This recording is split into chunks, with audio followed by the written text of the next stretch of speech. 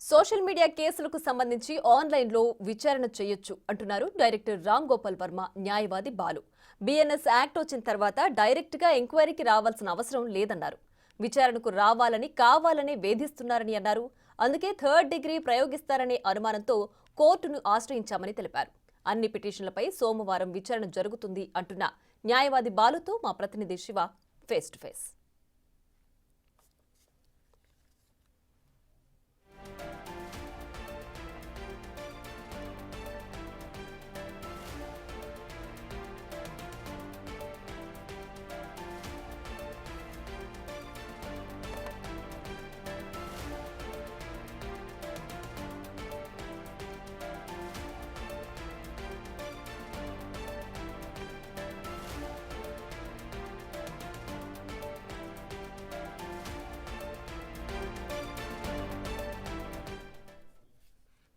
ఇక ఆర్జీవీ కేసుకు సంబంధించి మరింత సమాచారం న్యాయవాది బాలుతో మా ప్రతినిధి శివ అందిస్తారు.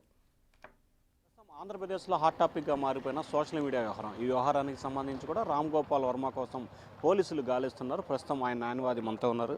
సార్ చెప్పండి, ఏంటి అసలు ఈ రామ్ గోపాల్ వర్మ వ్యవహారానికి సంబంధించి పోలీసులు గాలింపు చర్యలు చేపట్టిన ఆయన వరుసగా వీడియోలు విడుదల చేస్తూ ఉన్నాడు. దీంట్లో చర్చించాల్సిన అంశం అయితే ఏం లేదండి. నోటీసులు ఇచ్చారు, దానికి రిప్లై ఇచ్చున్నాము. అలానే మేము కూడా హైకోర్టుకు కూడా అప్రోచ్ అయినాము. యాంటిసిపేటరీ బెయిల్కి, తర్వాత ఇంకోటి ప్రొహిబిషన్కి కూడా, అంటే ఫర్దర్ ఇంకా ఎఫ్ఐఆర్స్ కట్టద్దండి సేమ్ ఆఫెన్సెస్ మీద అని చెప్పేసి కోర్టులో అయితే వేస్తున్నాము. అది ప్రస్తుతం అయితే కోర్టులో పెండింగ్స్ ఉన్నాయి కాబట్టి చూడాలి. మేము పంపించిన రిప్లై నోటీస్కి మళ్ళీ వాళ్ళు ఏమైనా ఆన్సర్ చేస్తారా లేదా, ఏంటి ఫర్దర్ నోటీస్ ఇస్తారా లేదా అని వెయిట్ చేసి చూడాల్సి ఉంటుంది. మొత్తం దాదాపుగా ఏపీలో 3-4 కేసులు పెట్టినట్టున్నారు. ఇంకా కేసులు పెట్టకుండా ఆర్డర్ ఇవ్వమని ఈరోజు ఒక పిటిషన్ వేసినట్టున్నారు. మొత్తం ఏమన్నా అదే అంటే యాక్చువల్గా ఇవాళ ప్రొహిబిషన్ రిట్ అయితే ఫైల్ చేస్తున్నాము. అంటే మ్యాండమస్ డిక్లేర్ చేయండి, ఇల్లీగల్గా ఇలా నెంబర్ ఆఫ్ కేసెస్ ఎక్కువ పెడుతున్నారు ఒకటే అంశం అని చెప్పేసి. అంటే ఇలా చేయడం వల్ల abuse of process of law అవుతుంది. కోర్ట్ టైం వేస్ట్, అలానే ఇన్వెస్టిగేషన్ ఆఫీసర్ టైం వేస్ట్, అందరి టైం వేస్ట్ అవుతుంది. అలాంటి చేయకుండా రిస్ట్రిక్ట్ చేయండి, రిఫరెన్స్ చేయండి వాళ్ళకి అని చెప్పేసి అని వేస్తున్నాం. అది సోమవారానికి వాయిదా పడింది. సార్, అంటే ఇప్పుడు ప్రకాశం జిల్లా మద్దిపాడు పోలీసులకి 2 సార్లు నోటీసులు ఇచ్చారు, మీరు కూడా 2 సార్లు రిప్లై ఇచ్చినట్టున్నారు. సో ఫైనల్గా ఏమంటున్నారు వాళ్ళు, ఏంటి? సరే, ఏ పౌరుడికైనా ఎన్నిసార్లు నోటీస్ ఇస్తే అన్నిసార్లు నోటీస్ ఇచ్చే హక్కు ప్రతి ఒక్కరికి ఉంటుంది. పోలీసు వాళ్ళకి ఏ విధంగా అయితే సిఆర్పిసి, బిఎన్ఎస్ఎస్లో పవర్స్ ఉంటాయో అదేవిధంగా అక్యూజ్డ్ తరపున కౌన్సిల్స్కి కూడా సేమ్ పవర్సే ఉంటాయి వాళ్ళకి కూడా. సో వాళ్ళు కూడా రిప్లైస్ ఇస్తున్నంత వరకు వాళ్ళు ఏ క్వశ్చన్స్ అయితే అడిగినారో దానికి సంబంధించిన సమాధానాలు చెప్తున్నప్పుడు ఇన్వెస్టిగేషన్ ఇస్ కోఆపరేషన్ అనే అంటారు దాన్ని. సో ఎన్ని నెంబర్ ఆఫ్ టైమ్స్ వాళ్ళు నోటీసులు ఇస్తున్నప్పుడు కూడా మనం దానికి సంబంధించిన ప్రతిసారి మనం రిప్లైస్ ఇస్తూ వాళ్ళకి కావాల్సిన ఇన్ఫర్మేషన్స్ని మనము ప్రొవైడ్ చేస్తున్నప్పుడు ఇది అండర్ ద ఇన్వెస్టిగేషన్ అని చెప్పచ్చు. అంటే పోలీసులకు విచారణకి సహకరించట్లేదు, అందుకే పోలీసులు అంతా హైదరాబాద్ వెళ్ళి హడావుడి చేశారంటున్నారు. దీన్ని ఎట్లా తీసుకోవాలి? అంటే మీ ఉద్దేశంలో సహకరించట్లేదు అంటే అర్థం ఏంటి? అంటే మేము 2 సార్లు నోటీస్ ఇచ్చినా మా దగ్గర విచారణకు రావట్లేదు. మీ ఒపీనియన్, ఇప్పుడు మీ మీడియా వాళ్ళ ఒపీనియన్లో సహకరించట్లేదు అంటే ఏం చేయమంటారు? అంటే ఆయన వచ్చి హాజరవ్వాలి మా దగ్గర అనేది పోలీసులు కూర్చొని వాళ్ళ చూస్తూ కూర్చోన్నా? అది కాదు కదా ఇన్వెస్టిగేషన్. ఇన్వెస్టిగేషన్ అంటే ఏంటి? Ask the question and I'll give a reply, అంతే కదా.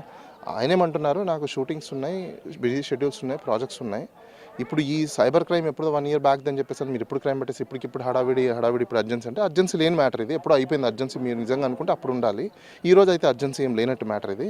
కాబట్టి దీని గురించి నేను ప్రాజెక్ట్స్ అన్ని వేస్ట్ చేసుకునే దానికంటే సుప్రీంకోర్టు, హైకోర్టు చెప్పిన కొన్ని గైడ్లైన్స్ ప్రకారం, అలానే బిఎన్ఎస్ఎస్లో ఉన్న ఇన్ఫర్మేషన్ టెక్నాలజీ దానికి సంబంధించిన ప్రొవిజన్స్ ప్రకారం హైబ్రిడ్ మోడల్ తీసుకోండి, వర్చువల్ ఇన్వెస్టిగేషన్స్ చేయండి అని చెప్పేసి ఆయన ప్రపోజ్ చేస్తున్నారు. ఇంకా అంతకుమించి ఏం కావాల్సి ఉంటుంది? సరే, ఒక పిటిషన్లో నాపై థర్డ్ డిగ్రీ ప్రయోగించే అవకాశం ఉంది, అందుకే బెయిల్ ఇవ్వమని చెప్పి ఒక పిటిషన్లో మెన్షన్ చేసినట్టున్నారు. పోలీస్ వాళ్ళు ఏం చేస్తారు ఇప్పుడు మీరే ఆలోచించండి. ఇప్పుడు వర్చువల్ హీరింగ్ అయినా, హైబ్రిడ్ మోడల్ అయినా, ఇన్వెస్టిగేషన్లో క్వశ్చన్సే అడుగుతారు, ఆన్సర్లే చెప్తారు దీంట్లో, అవునా? ఇది వీడియోలో అయినా అదే, ఫిజికల్గా అయినా అదే. ఫిజికల్గానే ఎందుకు రావాలి? ఫిజికల్గానే ఇలాంటి క్రైమ్స్, అది హీనియస్ క్రైమ్స్, మీరు అన్నట్టు హీనియస్ క్రైమ్సో, ఎకనామికల్ అఫెన్సెస్సో, లేకపోతే ఇంకా వేరే ఇతరత్ర అఫెన్సెస్, ఇమీడియట్ మ్యాండేటరీ అఫెన్సెస్ ఉన్నప్పుడు అయితే కంపల్సరీ పర్సనల్ ఇన్వెస్టిగేషన్ కావాలని అనుకోవద్దు. ఇవి సైబర్ క్రైమ్స్ కదా. ఇప్పుడు 2 వ్యక్తులు కొట్టుకున్నారు, దాంట్లో రావాలి, అవునా? లేదు అత్త కొడలు ఇది చేసుకున్నారు, దాంట్లో రావాలి. లేదు ఒకరు తిట్టుకున్నారు, అలాంటి వాటిల్లో రావాలి. లేదు ఏదైనా ఎకనామికల్ అఫెన్సెస్ వాటిల్లో రావాలి. లేకపోతే ఇంకోటి ఏదైనా హీనియస్ అఫెన్సెస్ అయితే వాటిల్లో రావాలి. కానీ ఇది సైబర్ క్రైమ్ కదా. సైబర్ క్రైమ్లో ఏముంటుంది? మొత్తం అంతా ఆన్లైన్లో ఉంటుంది, మీకు ఇన్ఫర్మేషన్ అంతా ఇన్వెస్టిగేషన్ చేసుకోవడానికి ఎవ్రీథింగ్ ఈజ్ అవైలబుల్. పర్సన్ ఏముండదు అక్కడ, అంతా ఓపెన్లో ఉంటుంది కదా మీకు. అక్కడ నిజంగా జరిగి ఉంది అంటే మీరు అక్కడి నుంచే తీసుకుంటారు, ఛార్జ్ షీట్ ఫైల్ చేస్తారు. మీకు అంత ఎమర్జెన్సీ ఉన్నప్పుడు అసలు అక్యూజ్తో కూడా పని లేదు. ఇప్పుడున్న కొత్త చట్టాల ప్రకారము మీరు అక్యూజర్ని మీరు కాంటాక్ట్ అవ్వకుండా కూడా ప్రిలిమినరీ ఎంక్వైరీ చేసుకొని మీరు ఎంక్వైరీ చేసేసుకొని ఛార్జ్ షీట్ కూడా ఫైల్ చేసేయచ్చు. అదేదో టైం వేస్ట్ చేయకుండా ఛార్జ్ షీట్ ఫైల్ చేసేయండి, కన్క్లూజన్ అయిపోతుంది కదా. మా ఛార్జెస్ ఇవి అని చెప్పేసి అని అంటే అలా చేయకుండా ఎందుకు మరి ఆయన కంపల్సరీ రావాలి చేయాలి అని అంటే అనుమానాలు వస్తున్నాయి అంతే. అంటే ఎందుకు రావాలి ఖచ్చితంగా, ఎందుకు రమ్మంటున్నారు, ఎందుకు ఇన్సిస్ట్ చేస్తున్నారు అంటే కొన్ని అనుమానాలు రేగనెత్తుతున్నాయి ఇక్కడ. అంటే వీళ్ళు ఏమన్నా ఆయనని మ్యాన్ హ్యాండ్లింగ్ చేసే అవకాశాలు ఉన్నాయా ఏంటనే అనుమానాలు ఉన్నప్పుడు ఆయనకు అనుమానాలు వాళ్ళు తీర్చలేదు అనుకోండి, ఎక్కడికి వెళ్తారు చెప్పండి. పోలీస్ వాళ్ళని అడిగినప్పుడు తీర్చకపోతే ఎక్కడికి వెళ్తారు సామాన్యంగా ఏ ప్రజలైనా. ఇప్పుడు ఆయన కూడా ఒక పౌరుడు, is also one of the citizen. So సిటిజన్కి ఏదైనా రైట్స్ ఇన్ఫ్రించ్మెంట్స్ అయినాయి అంటే ఎక్కడికి వెళ్తారు? Everybody approach to the court of law. ఆయన కూడా కోర్టు అప్రోచ్ అయ్యి ఉండరు. కోర్టు ఏం చెప్తుందో చూడాలి ఇంకా. సో సోమవారం దాకా హీరింగ్కి సంబంధించి వాయిదా పడింది కదా, అప్పటి వరకు పోలీసుల దగ్గర విచారణకు హాజరయ్యే అవకాశం ఉందా లేదంటారా ఫైనల్గా? ఒకటి కోర్టులో పెండింగ్ ఉన్నప్పుడు అండి వాళ్ళ నోటీస్కి రిప్లై ఇచ్చేసిన తర్వాత ఆ నోటీస్కి ఇంకా వాల్యూ ఉండదు, ఆ నోటీస్ సస్పెండ్ అయినట్టే. ఫర్దర్ ఇంకా నోటీస్ ఇచ్చి వాళ్ళు ఎప్పుడు డేట్ పెడతారు ఏంటని చూసి దాన్ని బట్టి డిసైడ్ చేసుకోవాల్సిన అవసరం ఉంటుంది. సో మొత్తం మీద ఏదైతే బిఎన్ఎస్ యాక్ట్ వచ్చిన తర్వాత ఈ రకమైన విచారణ చేయటం కానీ మిగిలిన వాటికి సంబంధించి ఏమాత్రం కూడా అవసరం లేదు. ఏదైనా సరే కేసుకు సంబంధించి ఛార్జ్ షీట్ కూడా దాఖలు చేసుకోవచ్చు. ఆ చట్టంలో మార్పులు చేర్పులు జరుగుతున్నాయి, కావాలనే ఉద్దేశపూర్వకంగానే రమ్మని చెప్పి పిలుస్తున్నారంటే పలు అనుమానాలకి తావిస్తుంది. సో ఆ అనుమానాల మూలంగానే ఆయన హైకోర్టుని ఆశ్రయించడం జరిగిందని చెప్పి కూడా అడ్వకేట్ బాలరాజు